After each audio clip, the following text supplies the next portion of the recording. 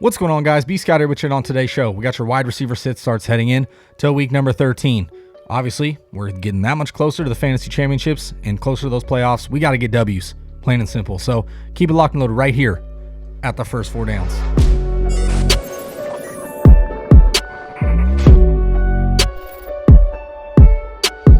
What's going on, everybody? Welcome back. As I mentioned in the preview, we're going through your wide receiver sit starts heading in to week number 13. The way I like to do it, I like to rattle off usually my top 12 or 13 receivers or so, guys that I love this week going into the matchups, just the top guys. I like to mention them.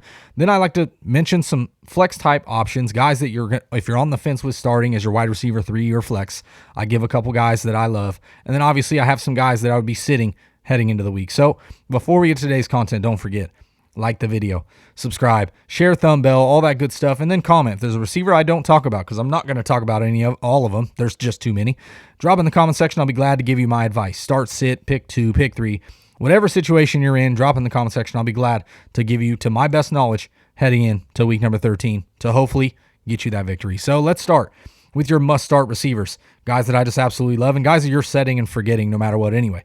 First off, Cooper Kupp versus the Jacksonville Jaguars should have tons of points. Cooper Kupp's been great on the season, averaging over 10 targets a game. He's been outstanding, so you're starting him. Tyreek Hill facing the Denver Broncos. Denver Broncos secondary is pretty good, but Tyreek Hill's actually done a lot of work on the underneath passes, so I think he'll be just fine here. You're starting him no matter what. Justin Jefferson at the Detroit Lions. Hopefully a bounce back. A little bit of a letdown last week. Not too great of a day, but I think he bounces back here. You're starting Justin Jefferson. Stephon Diggs facing the New England Patriots. Very tough matchup, but it's Stephon Diggs. There's no way you can sit him. Mike Evans and Chris Godwin, both smash spots here against the Atlanta Falcons. Both these guys should bounce back in a big way. I mean, it's kind of unfortunate that Leonard Fournette and Ronald Jones had 4 touchdowns on the ground last week, but Mike Evans and Chris Godwin, you're firing them here. Should be a smash spot. Keenan Allen at Cincinnati Bengals. Bengals defense played a lot better as of late, but it's Keenan Allen. He's averaging over 10 targets a game, and he's very, very consistent. You're starting him.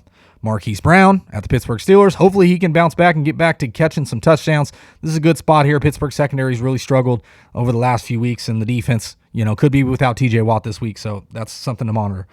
Adam Thielen, you're starting him here. I actually had him as a potential sit last week. What was I even thinking? Of course, he goes out and catches 2 touchdowns in a tough spot against San Francisco 49ers, so the man just keeps getting touchdowns. You got to be taking him here, especially against the Detroit Lions. CeeDee Lamb at the New Orleans Saints, set it and forget it. Should bounce back, hopefully. Hopefully the Dallas Cowboys can get it done. New Orleans Saints secondary has really been reeling a little bit, so you're starting CeeDee Lamb here.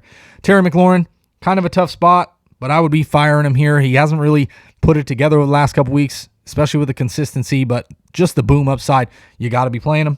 And then Deontay Johnson. Honestly, been very consistent. 9 catches for 95 yards last week in garbage time, but hey, you'll take that any given day of the week. 10-plus targets, I want to say, in 5 of his last 6 games. So you're starting Deontay Johnson, set it and forget it.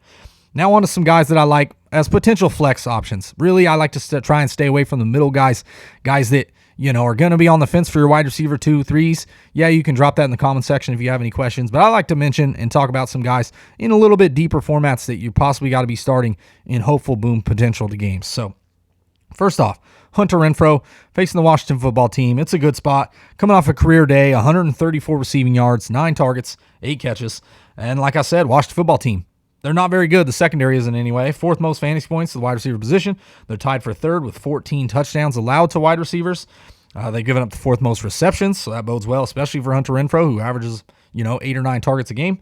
I already mentioned Renfrow, the career day, 8-plus targets in 6 of his last 8 games, and 12-plus PPR points in 6 of those last 8 games. So Renfro's been very good. Yes, he's had a couple letdowns here and there, but he's played pretty well. And the offense as a whole, no Darren Waller. You could see an uptick here of 8 to 10 targets for Renfrow. Obviously, Foster Moreau, I like him as a start as well. But the Washington football team, they struggled against smaller, shiftier type wide receivers. Tyler Lockett had the 96 yards receiving. Tyreek Hill, 9 catches, 76 yards and a touchdown on the Washington football team. Cole Beasley had 11 catches for 98 yards. So that small slot type receiver can really have some viability, especially against the Washington football team. So I like Hunter Renfrow in a good spot here against a bad secondary where the Las Vegas Raiders at home should be comfortable. Derek Carr throws the ball a couple more times, drop back per game at home than he does on the road. So Hunter Renfrow, get him in your lineup, especially as a flex type option. Great option this week. Another guy like Christian Kirk. Now, this is a good dart throw type option. I think this is a potential boom game for Christian Kirk. Fifth most fantasy points to the wide receiver position. The Chicago Bears are giving up. They've struggled. The secondary, you've seen it with the double move by Josh Reynolds last week on the 39-yard touchdown from Jared Goff.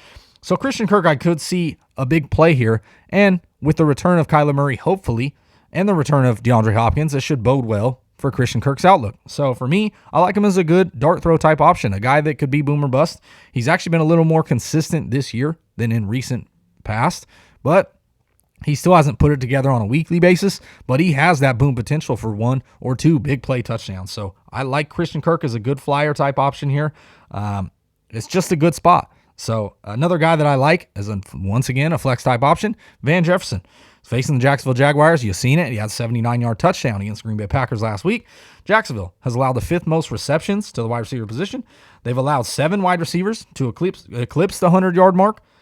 And Jefferson, 7+ targets in 4 of his last 5 games. He has touchdown potential, and they like to run 3 wide receiver sets. And with Darrell Henderson out and ailing, Sony Michel, I'm sure he'll be able to run effectively enough. But if Sony Michel tends to struggle, Matthew Stafford could be leaned on even heavier. So I like Van Jefferson's outlook. Jacksonville, 9th most fantasy points to the wide receiver position over the last 5 weeks. So I like Van Jefferson as a good, solid option. Now, yes, you did see Odell Beckham Jr. He had 10 targets, I want to say. Did catch a touchdown as well in this game. But I still like Van Jefferson to be on the field a lot of the time in 3 wide receiver sets, like I mentioned. And Odell Beckham today, dealing with some sort of hip pointer type injury, mispractice. The coach is expecting him to be able to be available to play. But if he were not to play, obviously that would just bode even more well for Van Jefferson. But I like Van Jefferson's outlook, especially in a flex type situation. And then Marquez Callaway, a guy that coming into the preseason and having that great connection with Jameis Winston, we were really high hopes on, and it never came to fruition. Well, quietly, over the last 4 weeks, he's had 3 games with a touchdown. And he's facing the Dallas Cowboys, Thursday Night Football. They're at home. 7th most fantasy points to the wide receiver position. The Dallas Cowboys give up the 4th most yards. They're susceptible to big plays. You saw it with the Las Vegas Raiders and Derek Carr. I mean, deep balls all over the field, and that's what Callaway does best. On top of that, Taysom Hill should probably be under center. I wonder if the game script is Dallas really focusing on stopping the run and really keeping Taysom Hill contained if he's the starter, if he's named the starter. And guess what? I think that just bodes well for Marquez Callaway. I could see a couple deep shots here. And let's say it gets into garbage time, where really that's where he's making his money anyway, catch touchdowns. I'll take a touchdown from Marquez Callaway. So not necessarily a great option, but in a deep league, if you got to take a chance, I could see Callaway, finishing with a touchdown here.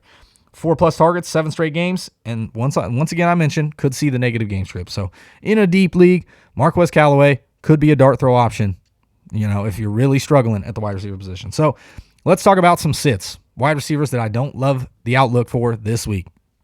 First off, Elijah Moore. He's been great. Don't get me wrong, he's been electric. But with Zach Wilson, not so much. He's also facing the Philadelphia secondary, which is very, very good. They have a guy named Darius Slay, who's a great cover corner, and I don't love Elijah Moore's outlook. Philly, 3rd fewest fantasy points to the wide receiver position, the 3rd fewest yards. And once again, like I mentioned, Moore's just hasn't been good with Zach Wilson. Hasn't cleared 50 yards receiving. Last week, 8 targets, 4 catches for 46 yards. And Philly has allowed 1 wide receiver to clear 65 yards since week 6, and that was Keenan Allen. So I don't like the outlook here for Elijah Moore. I would be sitting him just in case. I mean, don't get me wrong. If Mike White were to start, or if, obviously they bring Joe Flacco back and he's starting, then yes, maybe you roll Moore out there, but I still don't love the matchup. But if Zach Wilson's under center, I just can't trust Elijah Moore at this moment. So another guy that I would be sitting, Emmanuel Sanders. Maybe you dropped him by now because he hasn't done anything over the last 5 weeks. But if you are still on the fence with starting him, he's facing the New England Patriots. Secondary's played very, very well, especially recently. 4th fewest fantasy points to the wide receiver position. The 2nd fewest receptions, allowing just 10 receptions per game on average to wide receivers. Very, very good. Just 1 wide receiver has cleared 50 yards since week 6 on this New England Patriots defense. And Sanders, he's been under 30 yards in 3 straight games, 0 touchdowns in his last 6 games, and he's cleared 5 targets just 1 time in his last 5 games. So I just don't like the outlook here of Emmanuel Sanders. With the addition of Dawson Knox, they still got Cole Beasley, who's seen a decent amount of targets. You see Gabriel Davis gets mixed and matched here with Emmanuel Sanders, and that 2 to 3 targets taken away from him. I don't love the matchup. I don't love the outlook. And Emmanuel Sanders, I cannot trust him this week. And then a couple of group pass catchers that I don't really love, or just one group of pass catchers I don't love. New England Patriots. Now, Yes, Kendrick Bourne has played very, very good, and he's getting touchdowns and making some big plays. Jacoby Myers has been hit and miss on the low-end PPR scale. And then, obviously, Nelson Aguilar. He makes a big play every 3 or 4 weeks, but they're at the Buffalo Bills. They've given up the fewest fantasy points to wide receivers by a wide margin. They've just allowed 3 receiving touchdowns to wide receivers and the fewest receiving yards. No wide receiver has eclipsed 100 yards against them, and 16.6 PPR points. That's the most by a wide receiver against this Buffalo secondary. Now, yes, Tre'Davious White is out of this game, so how is that going to bode for the New England pass catchers? I don't necessarily love any of the matchups. If you are going to fly anybody out there, it would probably be, for me, Kendrick Bourne, just because of his most consistency and his big upside and big playability. But other than that, I can't trust any of the pass catchers. All of them are boom or bust at this point. And against Buffalo, I get it. There could be some points to be had here. There could be a shootout potential. But honestly, this is going to be a tough, defensive, fought-out matchup. So I don't really want any part of the New England pass catchers. And then my last sit of the week, it's going to be Mike Williams. At this point, it's hard to trust Mike Williams on a weekly basis as he's just fallen off the scale. Yes, 2 weeks ago, he did have the big play touchdown in blown coverage where he saw a 50-yard touchdown with nobody around him within 5 yards. But other than that, he's just not seeing the red zone looks. He's not getting the targets and the good targets that you're hoping for. Plus, he's playing the Cincinnati Bengals. 7th fewest fantasy points to the wide receiver position. 0 touchdowns to wide receivers the last 2 games. They really put it on the Pittsburgh Steelers last week. That defense has really played well in spots, and they're at home. It's a good spot for him. Mike Williams, like I mentioned, cleared 60 yards just 1 time in his last 6 games. And in the 6 games that he's not scored a touchdown, he's averaged 31 yards per game, which is not good. So I can't trust Mike Williams this week. I get it. He's probably going to end up going out there and having 100 yards and a touchdown, but I don't love the outlook. It's going to be a tough game, and just no thank you. I don't want a part of Mike Williams this week. So that's it. That's been my wide receiver sit starts heading in to week number 13. So if you have any questions about any receiver, one that I mentioned or one that I didn't, drop in the comment section and I'll be glad to give you my advice on start sit. Like I said, pick 2, pick 3, pick a flex. Whatever questions you got, drop in the comment section. I'll be glad to give you my opinions on to the best of my knowledge to help you get that W this week. So for the first 4 downs, it's been B. Scott, and I'm out.